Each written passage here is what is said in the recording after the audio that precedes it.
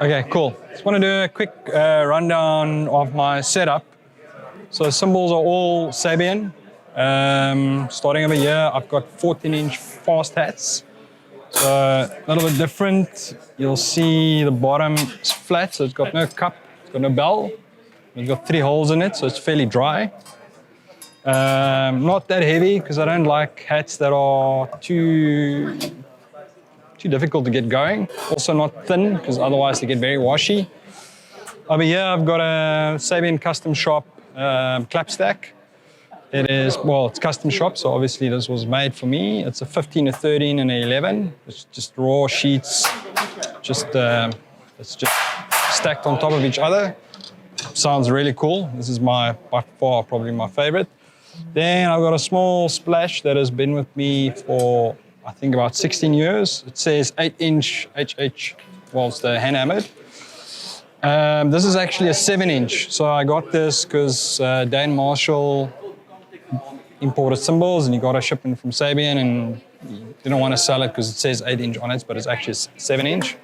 Sound is perfect. I find 6 inches too tight and 8 inches too washy, so that was perfect. On my left, my main crash, if you want to call it that, I've got an 18-inch Legacy Sabian. Second crash is a HH Ozone, also 18-inch. Sometimes, depending on the venue and the show, I'll use a 19-inch Odison over here, but for this, it matches quite well. I actually play this most of the time, so quite like that cymbal. I used to have the 16-inch Evolution, but that was a little bit too washy. And in bigger shows, it would lose, it would just wash out too quickly. Secondary hats, got 18-inch Sabian AA sick hats. It's really, really cool. Love it for effects, really cool.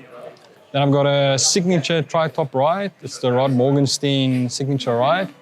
Lathed on the outside, hammered, but unlathed, closer to the bell, and then the bell is unlathed, but not hammered.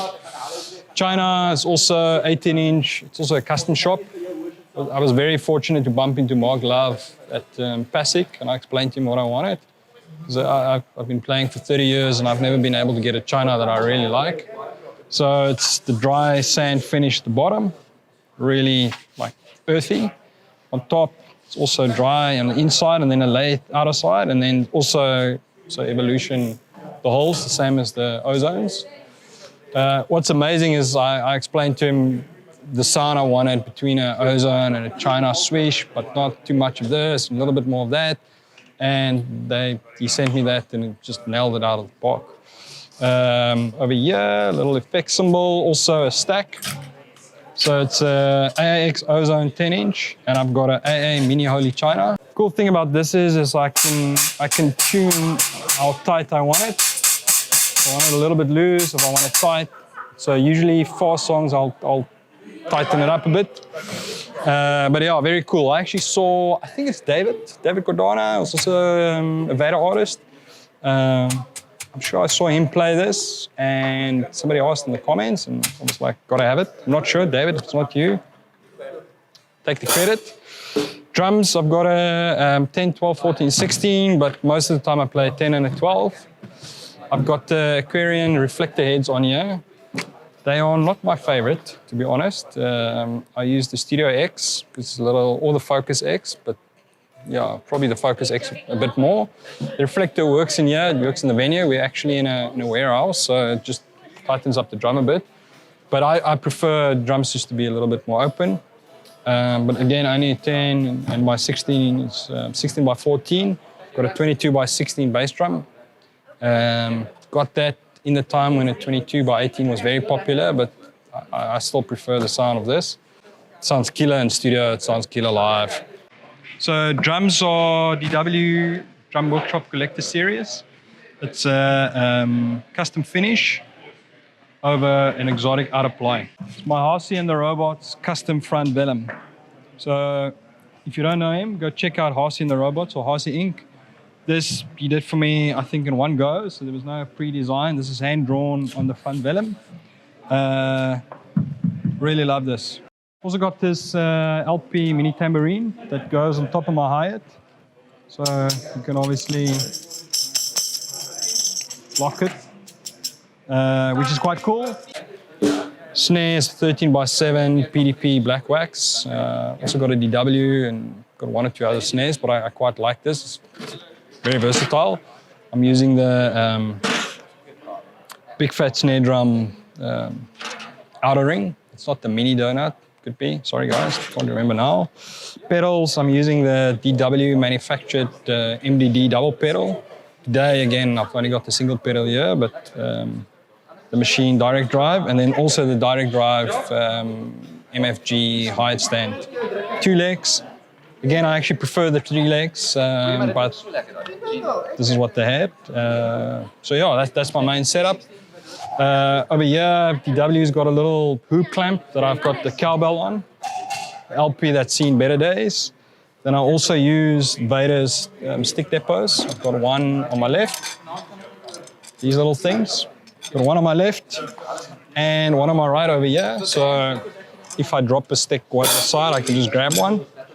It doesn't happen often, so most often I'll use it for different sticks. So maybe the Sizzle Acorn over here that I've got a mallet and effect sticks. I've also got the Vater quiver that I'll use for backup sticks, actually more than those. So those I'll use for different sticks. So these just goes in there. If you drop a stick, you can just pull it out. It's right there. You don't have to fall around. And then also the Vater water bottle holder. So water bottle is right here. I don't have to dive down to get a drink during the gig. Sticks for this, I'm playing Vater's Bebop 500. There we go. Usually I play the Little John Roberts signature or the Player's Design stick, which is it's quite a bit beefier. I like a longer stick. The Little Johns, they're a little bit longer, but just under a 5A. The feel is incredible. Bounce, anyway, it really is a great stick. So this is what I usually play, but for smaller venues, I'll use the Bebop 500. Also a great stick, obviously, from Vater. The rest of my hardware, I've actually got everything, including when I've got my normal 5Ps, I'll set it up on 2 cymbal stands. So I've only got 2 basses. This is the double tom stand, which I've got my tom on. And then I'm using the DW Dark Bones. So I've got these that I can get out, and then I've got a little cymbal stacker here. And I'm also using the puppy bone. So this little thing, I can move wherever. It can go on there, it can go wherever I can find something, but my main setup is I use it here because that's just how I play. I like it to have it right there.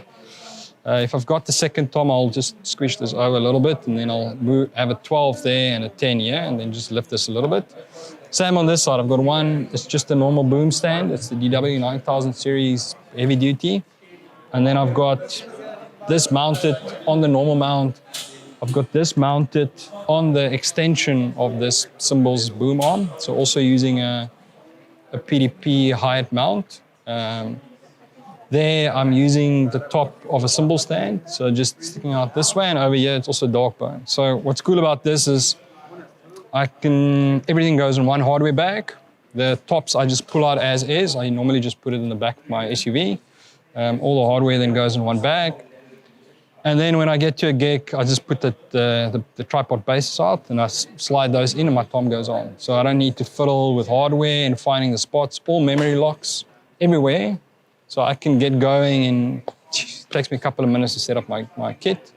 So I'll strike here, and I'll take it home, and I'll set up I've got a home office.